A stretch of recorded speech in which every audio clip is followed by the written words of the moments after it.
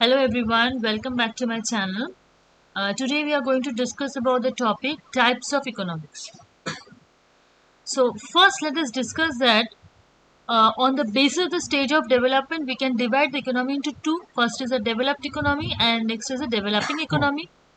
And we are going to discuss this developed economy and developing economies one by one. And next is on the basis of the nature of economic system, we can divide the economy again into two. That is capitalism, socialism and mixed economy. Next, so what is this developed and developing economy? First, we let us know the definition of this developed and developing economy. The main difference is that about the per capita income. That means in a developed economy, there is a high rate of per capita income. Per capita rate of income is very much high. Now, how we can calculate this per capita income? Uh, Total income by total number of population. That means the average income will give you the per capita income. Many countries like USA, Canada, Australia, they are the developed economy, developed country. That means here the per capita income is very high. And underdeveloped economies where the per capita income is very much low. That means in the countries like Asia, Africa, Latin America, they are having a very much low per capita income. Now there are following characteristics of this developing economy. First is what? Low per capita income. This one I have told you earlier that this is a key feature of a developing economy, that is the per capita income is very low. Next is what? Existence of widespread poverty. In a underdeveloped or in a developing economy, poverty is very high. There is a widespread poverty. Next is what? There is a large income inequalities. There is this disparity. There is a large disparity of income. Some are getting very high income. So the high income group of people, suppose maybe less. This high income group of people, a few, and maximum. There is a low income group of people that is large. Next is what? High growth rate of population. Population growth rate is very high. Very high.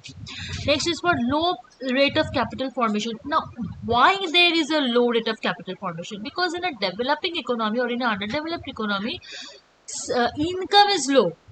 As income is low, so savings is also low. So savings is low, so we can tell that capital formation is also very much low. Next is what? Poor quality of human capital, such as low rate of literacy. Literacy here is very low. Low level of education. Next is what? Health facilities such as, means inadequate health facilities such as doctors, hospitals. They are also inadequate. Next is what? Use of traditional and efficient technique. Less efficient technique. Use of traditional means backdated technique or outdated technique. Okay.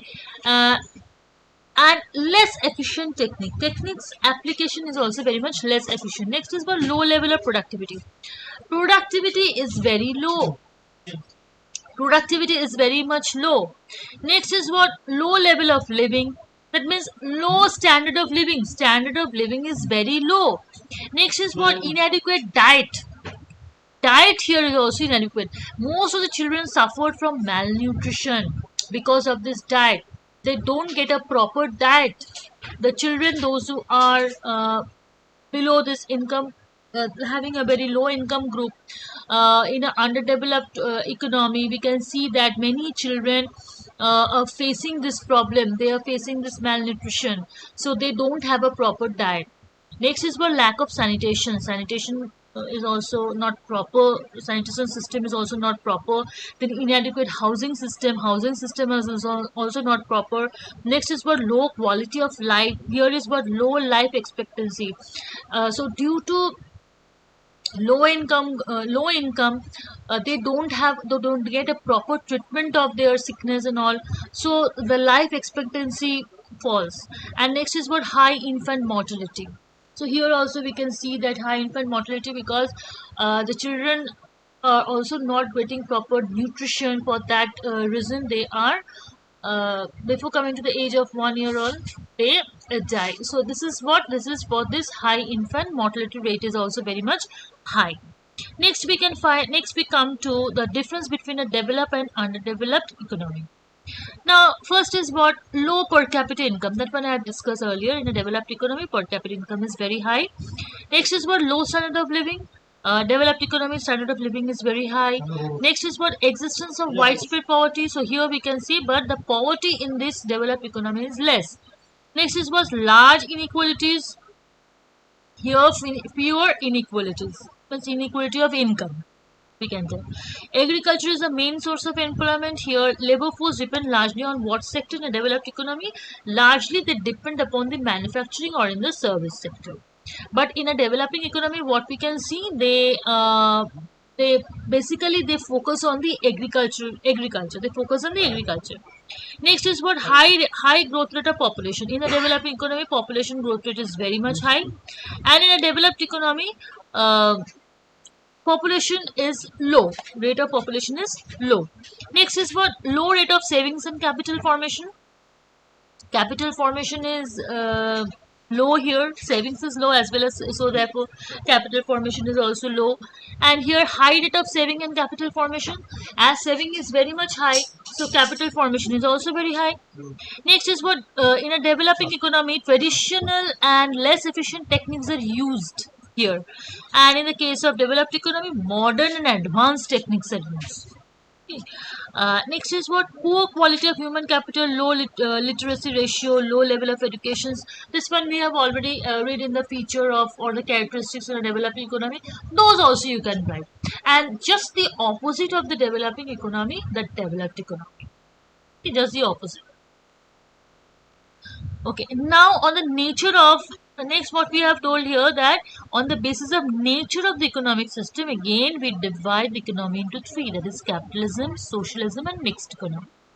Now let us discuss about this capitalism. What is the capitalism? First definition is what maximum of the productive resources are owned by the private owners, and their main intention is to earn profit. Main intention of this capitalist economy is to earn profit. Next, there are various features of this capitalism. What are the features? First is for private property. As I have told you earlier that many of the this is the nature of the capitalism is that basically they are owned by the private individuals. Okay, they're owned by the private individuals, and uh, and what we can tell, this private property is subject to various restriction imposed by the government. Private property means the individual owner, they have a right to possess and they can sell the things. It is according to their own wish. Okay, and no such restriction is imposed by the government. Next is the right to inheritance. That means what?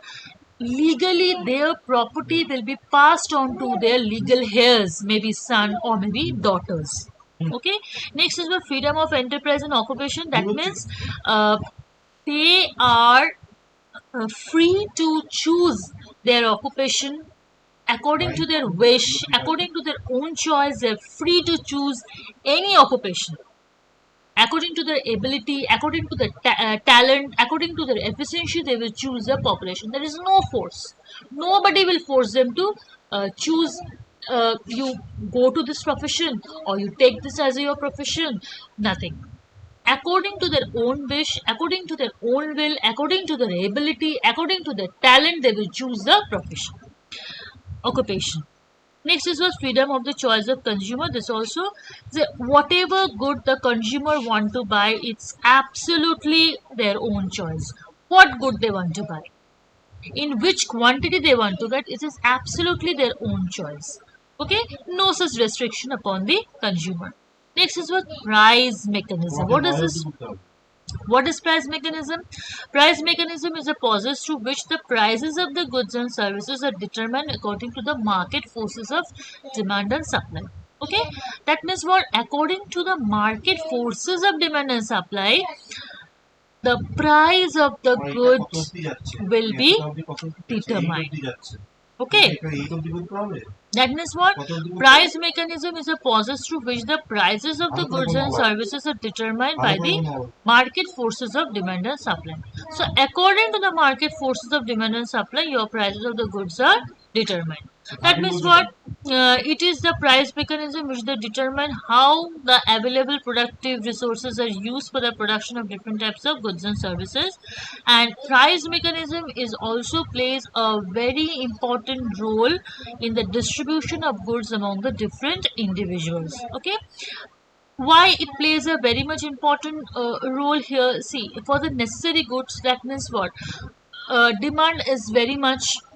Okay, so according to that, the goods price will be charged. And apart from the luxury and comfort good, this is not demand by all the people.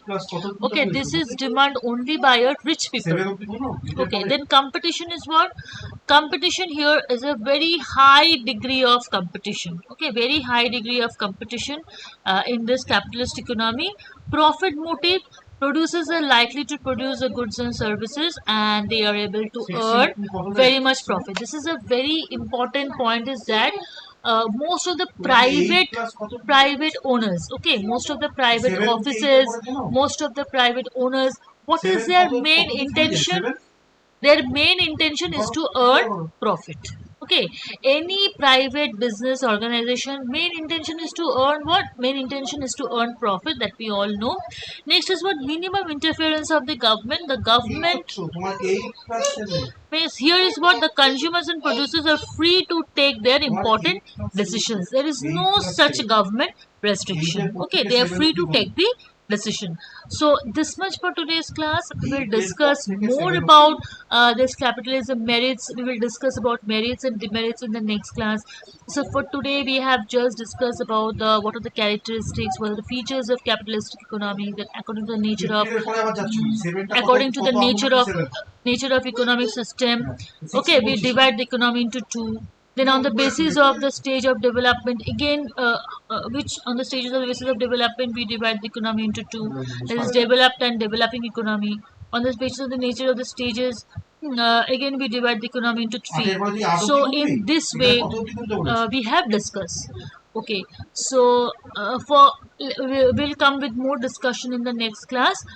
So thanks for watching. So those who haven't subscribed the channel, please subscribe it.